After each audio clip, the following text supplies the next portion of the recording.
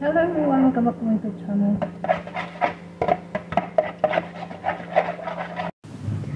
Hello everyone, welcome back to my YouTube channel. I am Angela Mix Vlog. For today's vlog mga loves, ayan, naghimo po taog egg noodles. So nilagyan ko na po yung aking maliit na planggana ng itlog.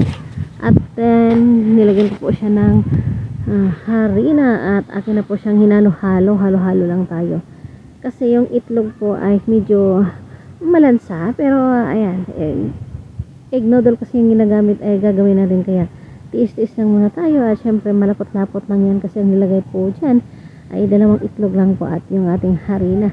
Kaya na lang po ang magtansya kung ilang pong cup ang yung gagawin, kasi sa ginawa ko pong ito ay medyo naparami po sa isang kainan. Kaya yun, pagkatapos nyo pong lagay yung harina ay hihimas-himasin at charot, may pahimas-himas po akong bagay kumot-kumot. Ayan, kumot-kumot sa dakong kamot para talaga ma-mix yung ating mixture na all-purpose flour at saka ang ating itlog.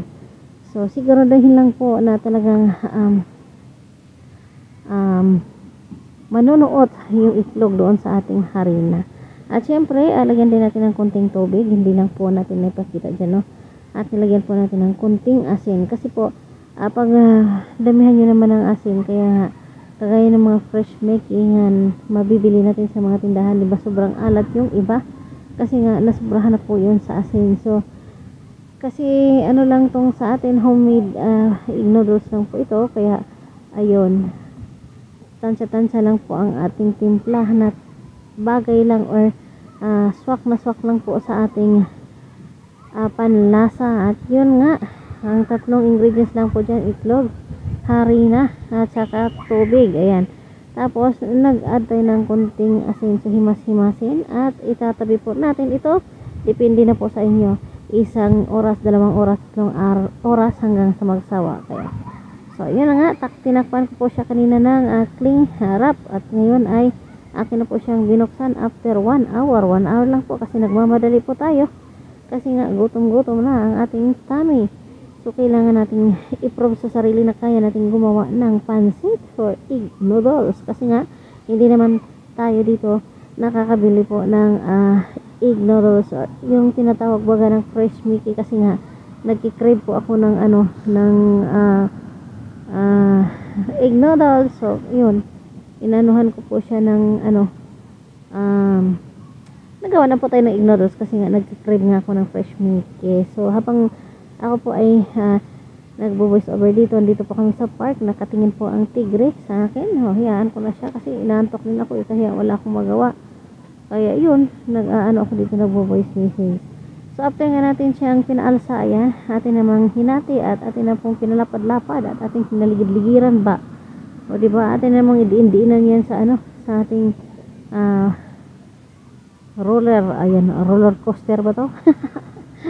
Ayan, para naman siya lumapad. At syempre, kung gusto niyo talaga na yung grano ng inyong fresh Mickey is egg noodles is yung maliliit, so kailangan po siyang manipis.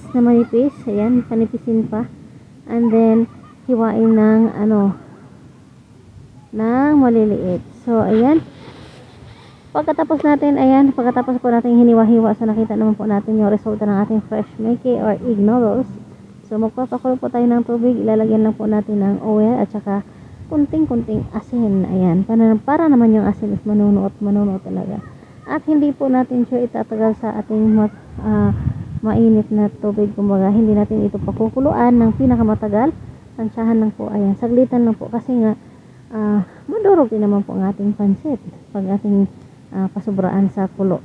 So yung pansit po natin is medyo makapal pa siya, hiniwa ko siya at yung nga niya, grano is malalaki. Pero sabi ko na nga sa inyo mga loves, kung gusto niyo yung maganda yung yung texture o baga texture, kung gusto niyo maliit, ayan, kung gusto niyo manipis, ay gusto niyo maganda yung inyong pansit maliit, ayan, pigain niyo lang ng manipis at hiwain niyo ng maliliit. Yung iba mayroong mga hulmahan, no? Pero kami wala. So since nagmamadali ako, ayun, ang lalaki po ng ating egg noodles. Ayan na nga, pinakuluan ko na nga at hinalo-halo ko siya. At maya-maya lang po ang ating hahanguin. Basta kulong-kulo na siya at pwede na. Hanguin po natin siya at yung iba ay hindi na po nila hinuhugasan sa tubig. Pero ako, hinuhugasan ko para naman hindi malata at saka maganda yung pag nahugasan kasi siya, maganda yung kinalalabasan ng inyong pansit. So ito na po siya mga loves, ang ating pansit. Pero bago po nilunod yung ating egg noodles mga loves, ay kumulo na po yung tubig. So ito na ang ating final na pansit or egg noodles. So thanks so much for watching, and this is all. Bye bye everyone, God bless. Bye.